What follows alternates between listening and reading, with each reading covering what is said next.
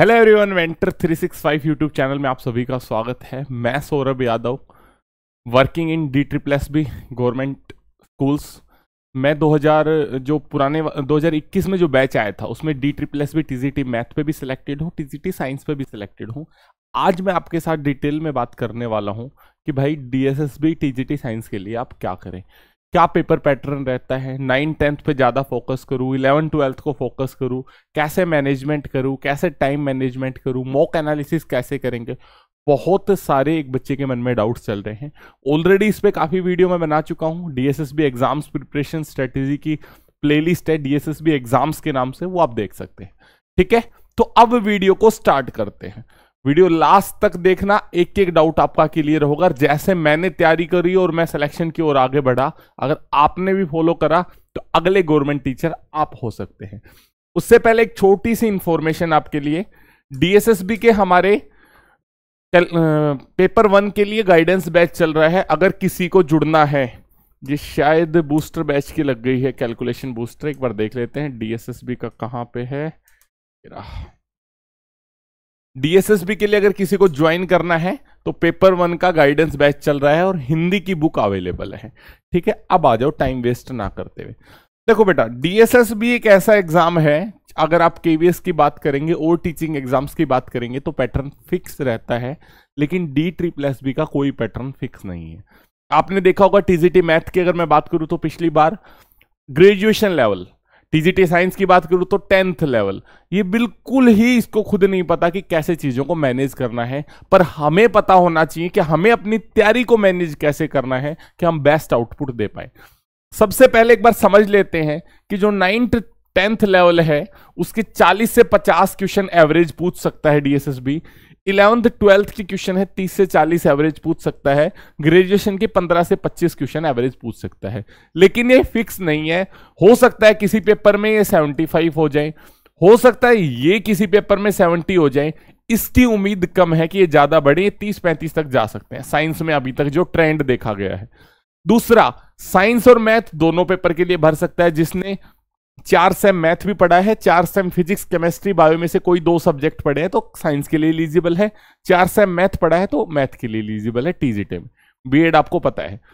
अब देखो, अगर उसने 75 क्वेश्चन 9-10 से पूछ लिया और हमने 11-12th पे ज्यादा मेहनत करके चले गए तो दिक्कत, और हमने 9-10th पे ज्यादा मेहनत कर दी और उसने 11-12th से पूछ लिया तो दिक्कत। तो आपको एक बैलेंस बना के चलना है फिजिक्स, केमिस्ट्री और बायोलॉजी के अंदर भी, और 9th, 10th, 11th, 12th के सिलेबस में।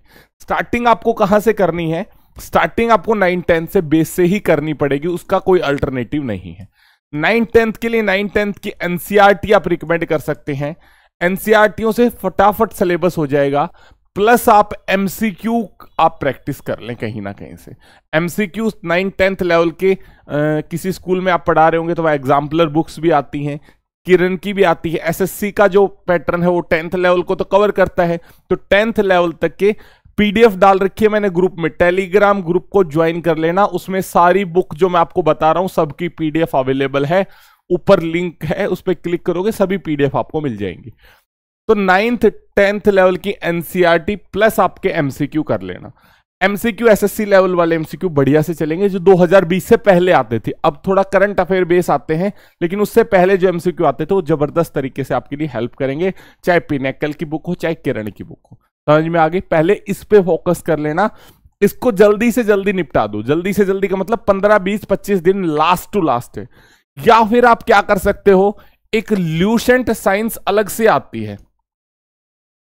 इसका फायदा क्या है, ये 9th-10th लेवल तो कवर करती है, ल्यूसेंट साइंस की अलग से बुक आती है, प्लस ये बुक 11th-12th को भी 50% कवर करके चलती है। तो एक बुक से हमारा ज्यादा काम हो रहा है, तो ल्यूसेंट साइंस पढ़ के हम MCQ लगा सकते हैं। कोई भी बुक सफिशिएंट होगी या नहीं होगी, एक लाइन में आपका जवाब दे रहा हूं। कोई भी बुक आपके पास है उसको 2 बार पढ़िए या 1 बार पढ़िए, फिर प्रीवियस ईयर पेपर लगाइए। प्रीवियस ईयर पेपर लगाने से आपको फीलिंग आ रही है यार मैं सही डायरेक्शन में हूं, सही चल रहा हूं, तो बहुत बढ़िया है। और अगर आपको प्रीवियस ईयर पेपर लगाने से लग रहा है नहीं यार मैं सही डायरेक्शन में नहीं हूं और मेरे तो एक भी क्वेश्चन पढ़ा हुआ नहीं आ रहा, तो आप दूसरी बुक को उठा लीजिए। लेकिन अगर हाँ आपने पढ़े, प्रीवियस ईयर देखा तो आपको लगा यार ये क्वेश्चन भी मैंने पढ़ा है, ये भी पढ़ा है, तो अभी उसी बुक को दोबारा रिवाइज करिए। समझ में आ गई? उसके बाद 11th 12th के लिए गलती से भी प्रदीप, आर चांद, एस चांद कोई भी बुक मत उठाना। बहुत लेंदी सिलेबस कर लोगे अपने लिए, बहुत वास्ट कर लोगे, इतना वास्ट आएगा नहीं। उनको भी पता है 60 मिनट में 100 क्वेश्चन अटेम्प्ट कराने हैं, बेसिक लेवल की चीजें मिलेंगी। 11th 12th के लिए proper NCERT bio, physics, chemistry की आपको फॉलो करनी है। ओनली एनसीईआरटी प्लस एमसीक्यू लगाने हैं आपको। ये प्रीवियस ईयर भी लगा सकते हैं या कहीं भी कोई भी बुक आपको मिलती है तो वहां से भी लगा सकते हैं। पहले स्टेज पे हमने क्या करा, ल्यूसेंट साइंस की पूरी बुक अच्छे से कर ली, उसके साथ हमने एमसीक्यू लगाए। सेकंड स्टेज में हमने 11th 12th की एनसीईआरटी कर ली, फिर एमसीक्यू लगाए।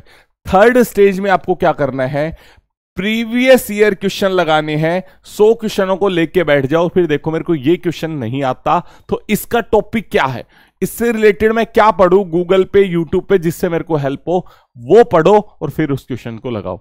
अगर 100 क्वेश्चन का ढंग से एनालिसिस करके पढ़ लिया ना आपने, भाई इतने सारे टॉपिक हो जाएंगे जिसकी कोई हद नहीं है। क्योंकि रिवर्स लर्निंग ज्यादा काम करेगी यहां पे बजाय फॉरवर्ड लर्निंग। फॉरवर्ड लर्निंग क्या होती है, पहले हम एक बुक उठाते हैं, उसको शुरू से लेके स्टार्टिंग से लेके आखिर तक उसको पढ़ते हैं। रिवर्स लर्निंग क्या होती है, हम प्रीवियस ईयर क्वेश्चन उठाते हैं, क्वेश्चन को देखते हैं और उसके आधार पर हम उस टॉपिक को पढ़ते हैं। मान लो एस ब्लॉक का क्वेश्चन है या पीरियोडिक टेबल का क्वेश्चन है, तो हम periodic table related 20 minute 25 minute पढ़ेंगे यूट्यूब से या गूगल से। फिर क्या करेंगे, हम वापस से उस क्वेश्चन को अटेम्प्ट करेंगे। क्या हमने जो पढ़ा उस इंफॉर्मेशन से अटेम्प्ट हो रहा है तो बहुत बढ़िया, नहीं हो रहा थोड़ा और इंफॉर्मेशन बढ़ाएंगे। ऐसे बढ़ाते बढ़ाते धीरे धीरे हम 100 क्वेश्चंस को अटेम्प्ट करेंगे। ये ओपन बुक एग्जाम की तरह होता है।